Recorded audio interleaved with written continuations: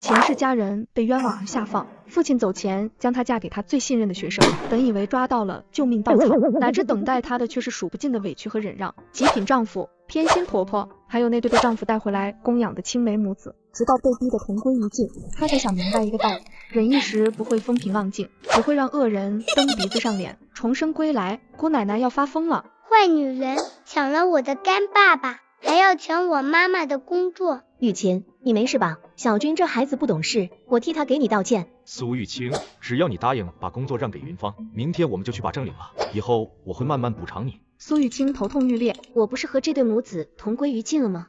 前世他刚到萧家时，萧国栋就已经把青梅、沈云芳和孩子接了过来，当时他说是暂住，结果一住就是16年。如今孩子大了，母子俩非但不搬，还打算继续带着新媳妇住进来。这些年，萧国栋事事以那母子为先，把全部的委屈都留给了他。既然他们母子不肯搬，那就只能他走。萧国栋，你想把咱房间让给他，我没意见，我们离婚后随便你怎么安排。不可能离婚，那你就让他们母子俩立刻搬走，并保证这辈子都不再管他们。你非要这么逼我吗？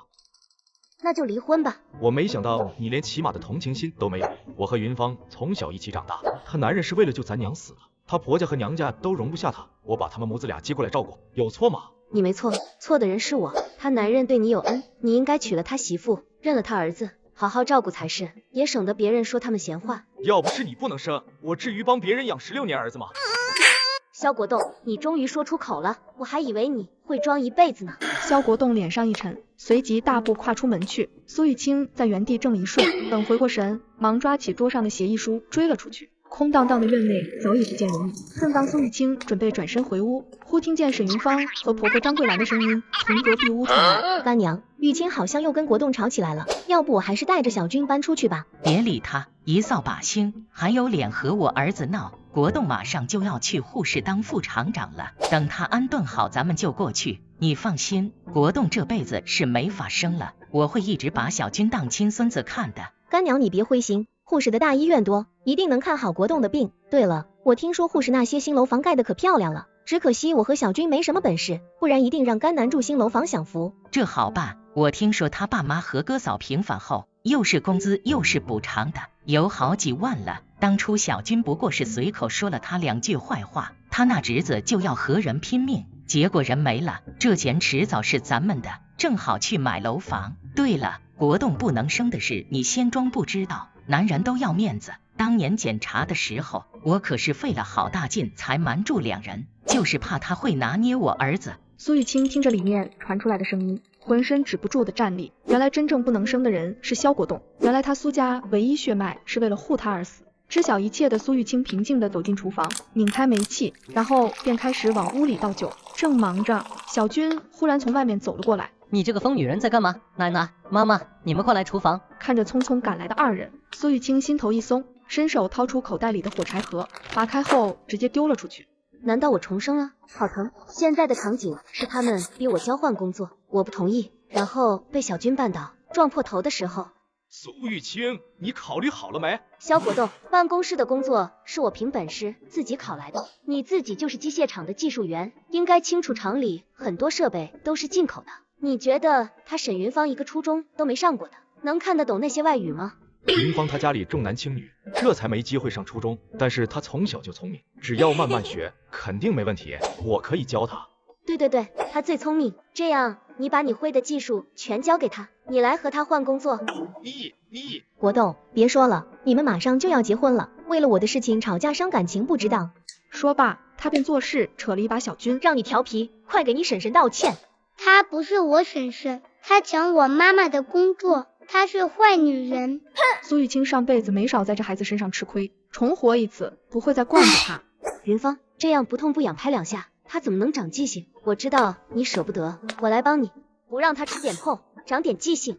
现在就把不分青红皂白的害人，以后搞不好就要蹲篱笆吃花生米的。苏玉清，你这是干什么？他不过是个孩子，你什么你不知道我的头是怎么破的？还有，我工作和沈云芳没有半分钱关系，凭什么说我抢了他的工作？这么大点的孩子，要不是有人在他背后嚼舌根，他能说出这种话啊？这次是小军做的不对，他也是看他妈工作太辛苦了，心疼他妈妈。我自己干就不用他辛苦了。你还年轻，不像他带着个孩子。我年轻我娇气，为母则刚，他比我更适合吃苦。国栋，还是让玉清坐办公室吧。我那车间临时工虽然辛苦了点，但是为了小军，我会坚持的。你可真会往自己脸上贴金，不知道的还以为我的工作是你让给我的，屎壳郎戴面具，臭不要脸。苏玉清，你不能大度一点吗？云芳他们孤儿寡母不容易，要不是因为救我母亲，小军也不会成为孤儿，这是我们欠他们。打住，这是你们萧家欠的，干我屁事。你要是真的过意不去，干脆就娶了她，这样你就能心无旁骛的照顾他们娘俩了，给他们一个完整的家。上一世他就是因为处处忍让，这才憋出了那么多结节，这一世他非要一对到底，对到乳腺畅通为止。玉清，我知道你在说气话，我已经答应苏教授娶你，就不可能再反悔，但是你这性子真的要好好改改。改你个头，姑奶奶我不嫁了。说罢便直接转身回了屋，看着墙上日历清楚的写着1974年8月31日。感谢老天爷让我重生在和萧国栋结婚前，而且家里人也都平安的活着。前世他的父母和哥嫂都是高知分子，4人下放前，父亲将他托付给了最信任的学生萧国栋，侄子则是被送去了嫂子的娘家。由于大嫂受不了年子女污秽的条件，在这个冬天直接跳了河。大哥后来精神恍惚，意外被大树砸死，母亲悲痛过度，一病不起，最终也撒手去了。只有父亲一直撑到了拨云见日的那一天，哪知道回城之后才发现唯一的孙子已经被亲家养成了小混子，而且在一次群殴中被打死了，宝贝女儿也过得不幸福。父亲拿到补偿款给她后，便迫不及待地去见了等在另一个世界的家人。感谢老天爷，重来一次，这辈子一定要让全家过上好日子。前世丈夫处处护青梅，青梅各种卖惨，时时绑着她。一会来敲门说儿子发烧了，她就匆匆离家而去陪青梅过夜。一会说儿子学校要开家长会，两人便有说有笑的一起去。一会又说看上她的工作，想要顶替她去坐办公室，丈夫当起了说客。沈同志，昨天我想了一夜，这办公室的工作我让给你，我去车间就是了。真的？你同意了？当然是真的，不过我得先去找厂长说说看，这是要他点头才行，不是我想换就能换的，毕竟沈同志的学历不够，我只能尽力而为。这么精彩的视频，看得我都想运动了。最近刚好在闲鱼买了一双跑鞋，超划算的。现在闲鱼推出了全新正品运动潮鞋品牌闲鱼小黄盒，全新正品超低价。现在上闲鱼搜索小黄盒，还有机会抽免单，让你买到心仪好鞋。上闲鱼有钱花，大家快去看看吧。看着正在得意忘形的沈云芳，苏玉清不由觉得好笑。哼，真是个蠢货呢。上辈子沈云芳就没换成工作，毕竟我这份工作不是什么人都能替的。先答应你，给你点甜头，到时候看我怎么好好教训你。收拾好准备出门的苏玉清看着桌上刚做好的早饭，二话不说直接全部塞进了口袋。玉清，小军昨晚发了高烧，这鸡蛋是给他的。沈同志，发烧不能吃鸡蛋，你这个妈当的不合格啊。那国栋也要吃啊，毕竟昨天晚上忙了一夜。玉清的头受伤了，我的鸡蛋留给他吧，一会儿吃完饭我送你去医院看看。不用了，我自己过去就成。出了门，苏玉清直奔嫂子的娘家去找侄子南星。姑姑，南星你怎么在这待着？今天开学，你会去学校报到吗？姥姥说上学没用，说咱们苏家都是读书人，结果还不是落得这样的下场。你吃饭了吗？苏南星低头没有吭气，肚子却不争气的叫了起来。姑姑给你带了肉包和鸡蛋。司南星愣了一瞬，两行热泪刷流了下来。这是怎么了？姥姥说鸡蛋都是给舅舅和哥哥吃的，离开家后我还是第一次吃鸡蛋。你妈妈不是给姥姥钱和票了吗？钱和票都被姥姥收起来了，我的衣服也都被她收起来，只让我穿哥哥的旧衣服。姑姑，我不想再回姥姥家了，求求你带我走好不好？姑姑打算去下乡了，乡下条件艰苦，你愿不愿意跟着我？只要跟着姑姑去哪我都愿意。那好，姑姑这2天还有事要办，等处理好就过来接你。这事你暂时别告诉你姥姥他们。告别南星后，苏玉清便马不停蹄的去张罗下乡的事，只不过他去的方向不是知青办，而是高中同学顾小慧的家。他和顾小慧关系还算不错，只是这次争取机械厂的工作时，两人生了嫌隙，两人整体成绩大差不差。因为父亲的人情在，最终自己被录取了。而顾小慧工作落空后，很快就被知青办安排下了乡，而地点恰巧就在父母和哥嫂下放附近。小慧，你怎么来了？你下乡的地方是不是在胜利公社向阳山大队？是啊，你打听这个干嘛？那就没错了，我想跟你换，你干不干？机械厂那么好的工作，你不干，你要去下乡。前世今生，丈夫和青梅1年365天在惦记着她的工作，她转手将高薪工作低价卖给闺蜜，在下嫁和下乡之间选择带着侄子下乡。所有人觉得她脑子坏掉了，只有作为重生者的他清楚，这是拯救自己、挽回全家性命最好的办法。和顾小慧谈好后，两人并分开行动起来。沈云芳这人心眼子多，以为可以得到我的工作，难得大方拿出100元让我去看伤，必须带点药回去，免得他整什么幺儿子。最重要的是，他马上要下乡了，山沟里和林场看病不方便，必须要给家人囤点常用药品。回到家时，只有小军一人在家，看到苏雨清回来，就像是老鼠见到猫一般跑屋里了。切！苏雨清进屋开始收拾行李时，看着本子，记着自己带了近1000块钱和不少票都花在了这些上面。上辈子的自己真是窝囊，还好自己有记账的习惯。之前买的家具和送给萧国栋的东西都是值钱的大件，走之前肯定都要拿回来，想办法换钱。至于沈云芳母子拿走吃的穿的，那就赔钱，一点一点慢慢收回来。正看着，门外就传来了萧栋国和沈云芳一起下班回来的动静。妈，你终于回来了，我快饿死了。啊，玉清一大早就出了门，到现在还没回来，不会出什么事吧？那个坏女人她早就回来了，一直躺在屋里，连饭都不做。苏雨清看完最后一行，随后拿着账本和药走了出来，一口一个坏女人叫着，这孩子挨揍不长记性，你们大人就这么惯着？雨晴，你回来了，对不起，小军估计是饿坏了才口无遮拦。萧国栋觉得有些没面子，脸色顿时沈了下来。雨晴，咱们今天晚上吃什么呀？我下午才从医院回来，医生说我这额头撞得不轻，得了轻微脑震荡，要躺着休息，不能劳累，这几天做饭就靠你了。国栋，我白天还要上班。云芳，既然医生开那么多药，说明伤得不轻，这几天就辛苦你一下。中午我会从食堂打饭送回来，你只要做早晚饭就行。沈云芳强忍着不满，刚进厨房就立马冲了出来。玉清，你今天回来的时候没有顺便买菜吗？听他还有脸提买菜，苏雨清二话不说就将账本打开。半个月前我来的时候带了1000块钱，现在已经花得分文不剩了。你们给的100块医药费，在医院检查了一圈，已经花了不少，后续还要继续看病，我哪里还有钱买菜？原来还打算这100块钱就当我们母子的伙食费，慢慢从苏玉清那赚回来，如今都被花了，那还得了？玉清，看个病而已，哪里能发100块？再说这才半个月，你怎么可能花光1000块？上面写的清清楚楚，每一笔都有明细。既然今天说到这儿了，那咱们就算算。沈云芳傻眼了，这半个月的米面粮油和菜钱一共是32块，每个人是8块钱正好。沈云芳听后傻眼了，她一个车间临时工，一个月才23块5毛，一下出16块，那下半个月岂不是要喝西北风？玉清，你是不是搞错了？这才半个月，怎么可能花那么多？我来的时候，厨房里缺东少西的，不用添置，我天天费心费力的排队去抢肉，没吃到你们肚子里去。好，我给你。玉清，我和小军吃的不多。你这脸皮是什么做的？怎么那么厚？你吃多少你心里不清楚？就你儿子那样，你还有脸说吃的少？给你，还有云芳和小军那份，我也替他们出了。沈同志，之前你借了我好几条连衣裙，你现在就还给我吧。明天还要去找厂长说换工作的事，总不能穿得太随便。沈云芳气得咬牙切齿。这么精彩的画面，真想驱车到现场看看。所以我在瓜子二手车上买了台特斯拉，才花了9万9。瓜子有上万台不同配置的奔驰、宝马、特斯拉，比线下店选择多了。瓜子每台车都经过官方专业检测，还能送上门试开3天。要是有旧车，也能放瓜子高价拍卖。总之买卖二手车上瓜子就对了，赶紧去瓜子 app 看看吧。是，想到自己的工作，还是乖乖回房去拿衣服了。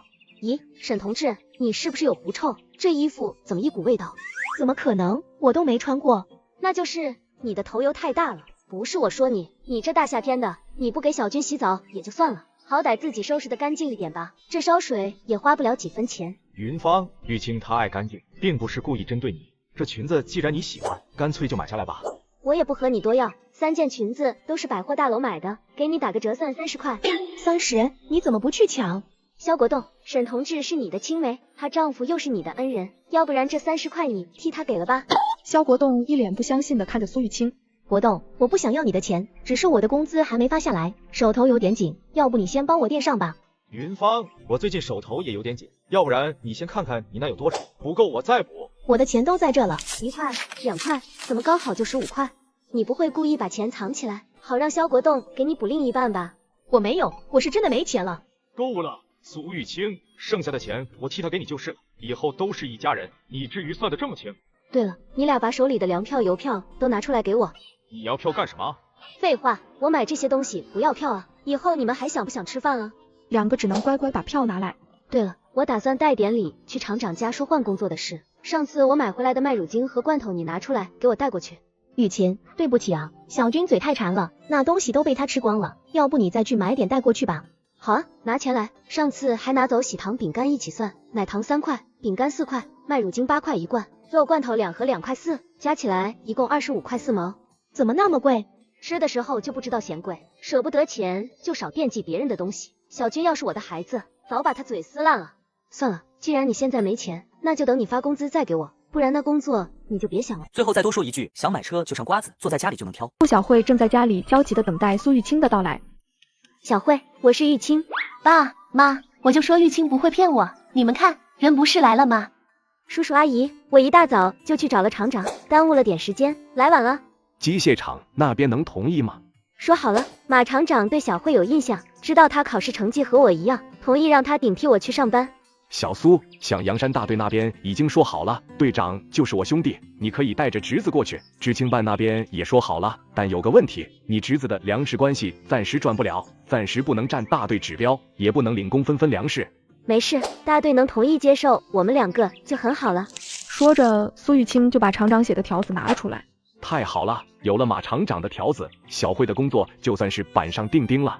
玉清，这里面是700块，还有一些票。像阳山大队地方偏不好买东西，你们走之前多备点东西带着。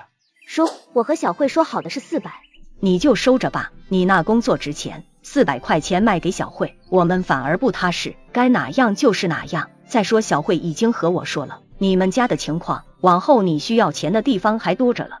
没错，你年纪轻不知道行情，也不知道没钱的难处，可我们不能忽悠你占你的便宜。这么好看的动画当然要配点饮料边喝边看。我刚在抖音商城秒杀频道买的经典碳酸饮料，6瓶不到9块9，冰爽清凉解渴。点商城，进入秒杀频道，或者直接点评论区就能买，还有超多优惠券限时发放，抢到就是赚到，就在评论区先到先得哟。玉清，你不知道我能得到这份工作，我爸妈有多高兴，但是一想到你要代替我去那山沟里吃苦我就难受，我不想内疚一辈子，你就收下吧。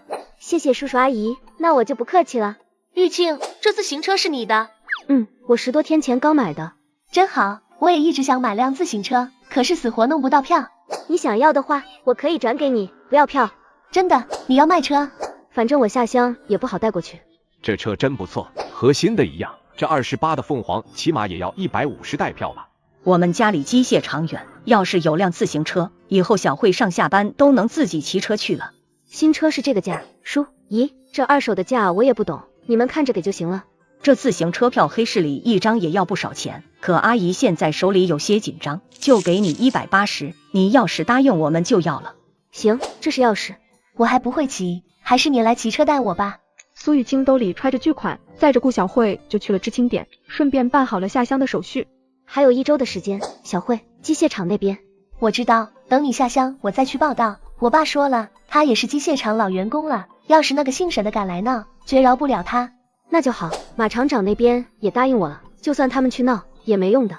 和顾小慧告别后，苏玉清并不着急回萧家，而是在外面等到了天黑，趁着夜色悄悄溜回了他从小长大的家。他趁着天黑悄悄溜进自家的院子里，想看看父亲下放前埋在石榴树下的秘密。他手上的血不慎滴在被挖出的石头上，下一秒就被一漩涡吸进去。这里不仅有一望无际的土地，还有甘甜爽口的泉水，并有治疗伤口的功效。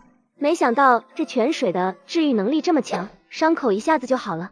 经过一番研究，苏玉清发现这个空间还可以存放物品，于是他立马把父亲珍藏在树底下的资料和家里仅剩的不值钱玩意儿全都扔了进去。临走前，苏玉清看着院子里硕果累累的石榴树，想起一家人围坐在石榴树下的快乐时光，就决定将这石榴树带走。他抱着石榴树，心里默念进去，下一秒他和树就消失在了院子里。进了空间，苏玉清马上用灵泉水洒在石榴树上，石榴树竟奇迹般的活了。既然这土壤能种树，那种菜种庄稼肯定也没问题，以后不用为粮食发愁了。眼下最重要的是走之前囤购物资。雨清，你去哪了？怎么现在才回来？雨晴，小军牙疼的厉害，国栋准备送我们去医院，可他的自行车被你骑走了。哦，牙疼，不会是吃奶糖吃的吧？沈同志，这奶糖是你们娘俩偷拿的，牙疼也是活该，你可不能赖我。怎么会？雨晴，自行车呢？自行车借给我同学了。什么？你怎么能把家里的自行车随便借人？你能不能要点脸？那是我的自行车，我想借给谁就借给谁，你管得有点宽了。沈云芳气得要死，却暗暗期待着肖国栋的反应。苏玉清，和你待了一天的同学是男是女的？我怎么不知道你还有关系那么好的同学？哼，关你屁事！就允许你们青梅竹马，我就不能有个关系好的朋友？国栋，你别生气，玉清都要和你结婚了，不可能这个时候还去外面和别的男同学不清不楚。你自己喜欢和别的男人不清不楚就算了，张口就要给我泼脏水，看我不扇烂你的嘴！行了，别打了，玉清，我相信你的清白，只不过家里没有自行车不方便，明天你去找你同学要回来吧。哼，肖国栋，我没想到你这个人这么小气，我都已经答应借了，怎么好立马要回来？你离机械厂还那么近，就不能大度一点克服一下？行，苏玉清，我不会再要你的东西，自行车我自己会买。行，就你有骨气，那你把我买给你的手表和钢笔也还我。苏玉清，你别后悔，这东西你拿走了，再想送回来我也不会要的。哼，他一定是觉得迟迟不领证，办酒席，所以假装生气，等母亲从乡下回来，就抓紧把证领了，省得他天天和我怄气。两人只能走路送小军去医院了。今天收的钱，加上之前从沈云芳和肖国栋得的那几笔，加起来足足1000多。然后又把家里凡是自己买的东西，厨房仅剩的7、8个鸡蛋也全都收集了空间。忙完这些，苏玉清甜滋滋的进入了梦乡。第二天一早，苏玉清，你快点出来下！一大早的吵，叫魂呢？苏玉清，我问你，屋里的东西呢？早上云芳做饭，说鸡蛋都没有了，还有家里的锅碗瓢盆也不见了。国栋，你先别急，昨天晚上我们不在，说不定家里进贼了。哼，鸡蛋我吃了，那些东西都是我花钱买的，我拿回自个屋了。肖国栋，咱们还没结婚呢，东西还是分清楚比较好，你说呢？苏玉清，你越来越过分了，这个婚你还想不想结了？是啊，毕竟你现在住在肖家，分那么清楚只会伤了你们的感情。苏玉清直接一个巴掌扇了过去。沈云芳，你有什么资格说我？你能仗着你丈夫的恩情在肖家白吃白住，我不能吗？你问问肖国栋，他之前欠我爸多少？我想住就住，关你屁事！若还想要我的工作，就把你的嘴给我闭严实了，惹了老娘不痛快，我让你鸡飞蛋打。沈云芳知道厂长出差了，工作的事还没定下来，这个节骨眼，她不敢和苏玉清撕破脸。玉清，我知道你心里有气，但我和云芳之间清清白白，但是你也要明白一点，我是不会赶云芳母子俩走的，还有咱们的酒席就免了，我怕影响不好，等娘一回来，咱俩就去领证。你想的倒挺好，关键你娘啥时候能回来？要不你打电报催催。你放心，就这2天了。国栋，你快过来看看，小军说他肚子疼。快去吧，他们母子俩又需要你了。玉清，我先过去看看，你等我一下。想让老娘等，没门。第二天，苏玉清一大早起来就去了厂长家。马叔，我想把机械厂的工作让出去，然后带着侄子下乡去找我爸妈。你这个孩子，知不知道你在说什么？是不是有人逼你换工作？你放心，你的工作谁来，我也不会答应的。马叔，父亲走之前曾问过我的意见，问我是下乡还是嫁人。当时我怕乡下太苦，就想着嫁人留在城里，哪知道他们家是这个情况。你说他肖国栋现在能逼着我把工作让给沈云芳，以后还有什么事是不能让的？这才刚住过去半个月，我就明白我选错了，我是真的不想再继续错下去了。这肖国栋太不是东西了，我找他理论去。叔，你别去，强扭的瓜不甜。反正我现在想清楚了，我是真不想嫁给他了。这么精彩的画面，真想驱车到现场看看。所以我在瓜子二手车上买了台特斯拉，才花了9万9。瓜子有上万台不同配置的奔驰、宝马、特斯拉，比线下店选择多多了。瓜子每台车都经过官方专业检测，还能送上门试开3天。要是有旧车，也能放瓜子高价拍卖。总之买卖二手车上瓜子就对了，赶紧去瓜子 app 看看吧。其实我也不赞成玉清嫁，先不说那对母子，就是那肖国栋的娘也不是个好对付的，以后指不定要受多少委屈。我下乡不为别的，就是想离我爸妈哥嫂他们近一点，好照顾。我听说那林场的条件太差了，我怕他们受不住。苏玉清说着，就把自己打算和顾小慧交换的事给说了出来。我想好了，只要一家人在一起平安活下来，总归有熬出头的那一天。再说我现在还没进厂，厂里就有不少传言，我留在这日子也不会好过，还是下乡换个环境比较好。也好，你先过去看看，要是后悔了就和我说，我再想办法把你给弄回城来。你说的那个小顾同志，我有印象，这工作让给他我没意见，你们商量好了就成。说完，马厂长就亲笔写了一份材料。你把这个给小顾同志，让他直接去报道就行了。马叔，还有件事要拜托你，我下乡的事还没那么快，我想等我走了之后再让我同学去上班，也省得他们跟我闹。放心吧，一会我正好要去护士出个差，这几天都不在，他们催你你就说等我回来。好，马叔，我看你最近气色不是很好，你要是得空就去医院看看，平时也要多保重身体才行。上辈子马厂长就是累倒在了工作岗位上，虽然送医及时，也捡回了一条命，但留下了不少后遗症。玉清说了没错，你这身体是该好好去医院检查检查了。你这天天熬夜加班，铁打的身体也扛不住。晓得了，等我护士出差回来就去，这总行了吧？临走前，马叔硬塞给了一个信封给苏玉清。你父亲早前给我帮了不少忙，原本我想着等你进了城慢慢补偿。既然你决定下乡去照顾他们，那就多买点东西过去，算我和你婶子的一片心意。你要是不收，我就不同意你下乡，以后你也别说认识我们，这些东西你也都带走。离开马家，苏玉清打开信封看了看，里面竟然有10张大团结，还有一些粮票和布票。苏玉清把票收好，就骑车赶往顾家。最后再多说一句，想买车就上瓜子，坐在家里就能挑。女人意外拥有空间，里面有甘甜可口的泉水可以制香，还可以收纳物品。于是她立刻为下乡开始囤物资。苏玉清拿着2本朝粮油站走去，这回每人每月的粮食和油都是定量的，加上张桂兰他们5个人1个月粮食有1比40斤，大豆油2斤半。领这些东西除了钱和票，2本也必须带上，3者缺一不可。多亏沈云芳想占便宜，不给钱和票，只把2本给我。反正他们为了还债，粮票都给我了，这月定量也用不上了，我就好人做到底，帮他们用掉。领完东西，苏玉清找了一个没人的地，就把东西放到了空间里。苏玉清又来到供销社，直奔柜台，买了一些日用品、手套和隔离油，最后又买了些布料和针线。买完这些，苏玉清又去了国营饭店点了1碗牛肉面，还打包了2盒红烧肉，还有20个大饼和20个馒头，又要了2斤猪肉白菜饺子。正当他在大快朵颐时，另一边的香人则是无力的瘫软在地上。妈，我好饿呀！苏玉清吃饱喝足后，又去了废品收购站。他下乡的地方不知道有没有学校。现在苏南星已经6岁，该上1年级了。要是没有学校，他就只能自己教。等苏玉清回去，走到巷子口的时候，看到一个女人正背着一个篓子，鬼鬼祟祟的往巷子里钻。苏玉清突然想起来，上辈子张婶为了给相亲的儿子弄块手表带，由于票一直弄不到，就铤了走险去了黑市，结果遇上洪秀章，不幸被抓了，连儿子相亲的事也搅黄了。从那以后就很少出门了。张婶，是小苏同志啊，你怎么会在这？张婶，我听说你想买手表。是啊，但是现在票不好弄。婶子，你瞧，9成9的新，买来就戴了几天，你要不要？哟，是沪牌的，这不是你买给肖同志那块吗？没错，我本来是送他的，我看他不领情，我自己又缺钱，就想着干脆卖了算了。我知道你是买给儿子的，他也在机械厂上班，若是你觉得别人戴过不好，那有什么关系？这表和新的一样，你准备卖多少钱？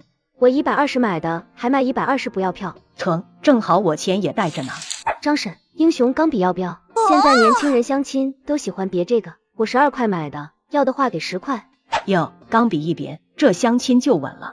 张婶本来今晚要去黑市碰碰运气的，没想到这下就解决了。张婶，我记得这附近有个黑市，你知不知道怎么过去？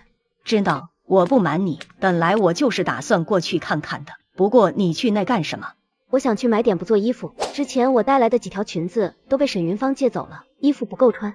你不知道中午你不在家，他们又在院子里哭闹起来了。这次要是买到布了，不能让他看见。我家有缝纫机，明天下午我没上班，你到时候来我这做。谢谢张婶，那我就不客气了。这篓子我也用不到了，你拿去用吧。记住买好东西就赶紧出来，要是发现不对劲就赶紧跑。苏玉清接过篓子，就飞快地朝巷子里跑去了。苏玉清刚走没多远，就看见一群人在围着一个摊位抢购着什么。等他走近一看，果然是好东西，在每人每月只有6两肉定量的现如金。这摊位上竟然有人直接拉了一头野猪过来卖。同志，这个蹄膀我全要了，还有这扇排骨也全给我。蹄膀6毛1斤，排骨4毛1斤，要的话我就割下来呗。价钱没问题，就是这蹄膀能不能帮我去皮，排骨能不能帮我剁一下？大姐没看见我们这正忙着呢，能不能别给我们添乱？那我先买了，一会人少了我再拿过来，你们再帮我处理一下行不行？怎么回事？肖哥，这位女同志买我们的蹄膀和排骨，还非要我们去皮剁成小块，你听听这不是欺负人吗？这男的怎么看起来这么面熟，总感觉在哪见过。嗨，小姑娘，你看上我们的猪肉可以，看上我们的人可不卖啊。不用剁了，全部盛好给我，多少钱？帮他剁一下。很快肉就剁好了，苏玉清拿上肉，背起篓子就飞快地离开了肉摊，又去买了点米面、鸡蛋。同志，跟你打听一下，这里面有没有卖棉花的？我有，你要多少？怎么又是他？这人莫不是传说中的黑市大佬吧？那个我就是随便帮别人问问。棉花1块2一斤，要不要？同志，我刚才不是故意为难你那2个兄弟，我头一回来，不懂这的规矩，若是有得罪的地方，还请见谅。你别误会，我们不是坏人，那猪肉是我们山上打下来的，棉花都是帮乡亲们代卖不点家用。棉花体积太醒目，所以一般确定好了买家，我们才会拿过来。你若是不放心，交易时间和地点你来定。这位同志说的不假，我这鸡蛋也是乡亲们攒好托我一块来卖的，我们也是为了解决大家的难题，顺便挣点辛苦钱。那就明天这个时候还在这个地点，我要20斤棉花。没问题。苏雨清刚走，刚才那2个卖猪肉的小伙子也收拾好了，走了过来。肖哥，你今天怎么突然变得这么好说话呢？你该不会是看上人家姑娘了吧？未婚夫和青梅母子饿得只能啃萝卜充饥，而他却在那里吃红烧肉配白面馒头。今天更是从国营饭店打包了20人份的晚餐存空间，可偏偏不给他们一口。好像有肉味。是红烧肉，妈，我也要吃红烧肉。小军别闹，那红烧肉是你婶婶买的，她不分给你吃，妈也没办法。我不管，我就要吃红烧肉，不给我吃，我就不起来。国栋，你看这。小军，你这样哭闹是不对的，你要是表现好，过2天我带你去吃肉。玉清，你先把门打开，我有话和你说。苏玉清可没工夫搭理，继续自顾自的吃着，在吃饱喝足后才起身出去。谁想吃红烧肉？我想吃。真不巧，红烧肉被我吃光了。你想吃，还是等你干爸给你买吧。小军望着空饭盒，哇的一声大哭的跑开。这么精彩的画面，真想驱车到现场看看。所以我在瓜子二手车上买了台特斯拉，才花了9万9。瓜子有上万台不同配置的奔驰、宝马、特斯拉，比线下店选择多多了。瓜子每台车都经过官方专业检测，还能送上门试开3天。要是有旧车，也能放瓜子高价拍卖。总之买卖二手车，认准瓜子就对了。站住，把你工资拿来。什么工资？少装蒜，今天厂里发工资，先把欠我的25块4毛还我，还想耍赖不成？我一个月只有23块5毛的，而且我和小军也要吃饭。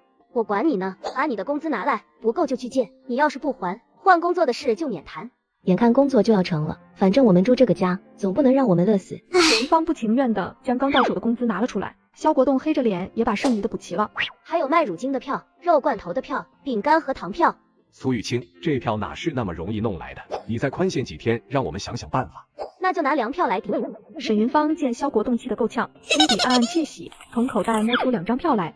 国栋，看来玉清这是彻底要和我们划清界限了。我手上暂时只有这些，不够的回头我再慢慢还你。我的全在这了，你真要全拿走吗？苏雨清没有一丝犹豫，将票全部收入囊中。玉清，这个月的粮食你怎么还没去领？家里都快没米下锅了。哼，拿来！你不给钱不给票，去哪给你领粮食？什么？我和国栋现在手里1张粮票都没有，我的工资也全给你了，哪还有钱和票？所以你现在是舔着脸赖上我了，想要白吃白喝？话不要说的这么难听，以后都是一家人，你有困难，我们也会帮忙的。正好，我看你们这个月都没了粮票，手头也没什么钱，这2本上的定量不用也浪费，所以我就把你们俩的份额借给朋友了。什么？苏玉清，你凭什么把我和小军的定量给别人用？怎么，之前我借了那么多东西给你，现在只是用一下，你们用不到的份额就不行了？合着你的帮忙都只是嘴上说说的。玉清，你把份额都借给别人用，那咱们一家这个月吃什么？还有，你怎么又多出来一个朋友？我的朋友需要一一告诉你们。再说了，反正你们没票没钱，也买不了粮食，何必浪费呢？对了，你们要是喝不惯西北风，还可以去黑市买高价粮。要相信天无绝人之路。留下2人傻傻的站在原地。最后多说一句，想买车请认准瓜子，坐在家里就能挑。